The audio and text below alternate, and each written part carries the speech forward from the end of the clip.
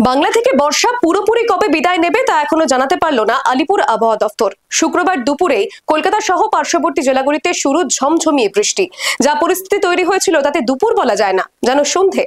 এরপরে বেশ কিছুক্ষণ বর্ষণের পর বেশ কিছু জায়গায় বৃষ্টি থামলেও আলিপুর আবহাওয়া দফতর জানাচ্ছে, দক্ষিণবঙ্গের কলকাতা সহ পার্শ্ববর্তী একাধিক জেলায় বৃষ্টি থাকবে আগামী বেশ কয়েকদিন। পুরুলিয়া, বাঁকুড়া, বীরভূম, নদিয়া, মুর্শিদাবাদ সহ উপকূলের জেলাগুলিতে হালকা থেকে মাঝারি বৃষ্টিপাত হবে। তবে এর সঙ্গে থাকবে বজ্রাঘাত সহ ঝোড়ো হাওয়া।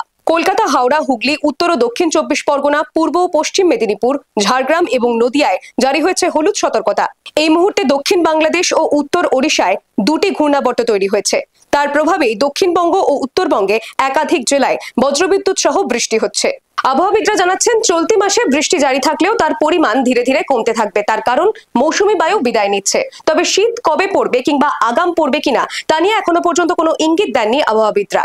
বর্ষা বিদায়ের পর শীত আসার আগে শুরু হবে সাইক্লোনের মরশুম। অক্টোবর থেকে ডিসেম্বরের প্রথম ভাগ পর্যন্ত এই ঘূর্ণিঝড়ের সময় চলবে।